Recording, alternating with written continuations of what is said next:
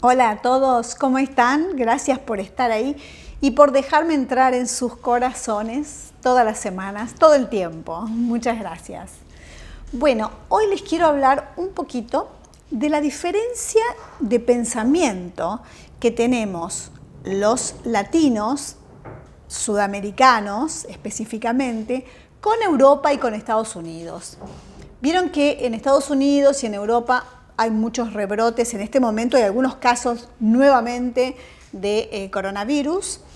Ellos están llegando al invierno, entonces están como más cuidadosos de lo que es la pandemia. Están como más a la expectativa a ver qué es lo que va a pasar con las vacunas aplicadas, pero se están cuidando nuevamente. En muchos lugares están cerrando nuevamente algunos, por ejemplo, al turismo o, por ejemplo, algunas actividades para que no vuelva a superar el tema del virus. Si nos trasladamos aquí a Sudamérica, estoy hablando de Argentina, Brasil, Uruguay y Paraguay específicamente, es como que el virus desapareció, todo el mundo se está preparando para las vacaciones de verano y algo que me alegra realmente es que es como que hay una reactivación de la economía y es una reactivación, por ejemplo, todo el mundo está pensando en las vacaciones de verano, en irse de viaje, en los hoteles, en las playas. Hoy, precisamente, se habilitaron los pasajes en tren para una ciudad que es Mar del Plata, ciudad turística de playa, que es Mar del Plata. Se están vendiendo 5.000 pasajes por hora. Eso es increíble, 5.000 pasajes por hora. Había fila de 300 metros de personas haciendo su fila para comprar los pasajes. Lo mismo para, por ejemplo, los hoteles están con reservas para diciembre, enero y febrero. La gastronomía. Estamos viendo también que en Brasil, por ejemplo, la gente está viajando, está sacando los pasajes, está yendo a lugares turísticos, ocupando todo. Están viniendo a Argentina, por ejemplo, para cargar combustible. Los brasileros y los paraguayos cruzan para Argentina para cargar combustible, hacen compras, claro, por el tema del cambio les conviene mucho, hacen compras y vuelven para su país de origen. Si vamos al tema de Uruguay, bueno, ustedes saben que los hoteles, los departamentos en Uruguay se están alquilando a $4.000, $5.000 la quincena para enero, para febrero, de un departamento pequeñito. Entonces hay una reactivación, es como que todo el mundo está pensando en las vacaciones, en despejarse, en ver otro aire, en poder disfrutar un poco de lo que es el encierro que teníamos. Esto va mucho más allá de lo que es la política. Esto creo que tiene que ver con la idiosincrasia del latino, del sudamericano, que tiene ese pensamiento como que no importa quién esté en la política, no importa lo que pase, quiero vivir hoy, no mañana, quiero disfrutar hoy. Ya estuve mucho tiempo encerrado, ya estuve sin vacacionar, ya gané poco dinero, bueno, no sé, ahora quiero disfrutar el hoy, el presente.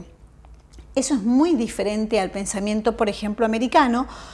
Ustedes saben que yo tengo programa de televisión en Miami y uno a cualquier persona en Miami le pregunta, sobre todo americano, le pregunta si se va de vacaciones y le dicen sí, me voy a ir de vacaciones 3 días o 4 días. ¿Y a dónde vas? A Nueva York.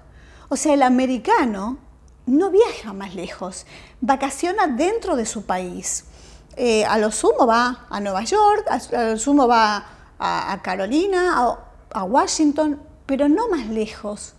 En cambio, los latinos, sudamericanos específicamente, cuando uno le pregunta, ¿vas de vacaciones? Sí, bueno, se van a Europa, se van a Dubái, mismo por Argentina, a Brasil, las playas de Brasil que son maravillosas.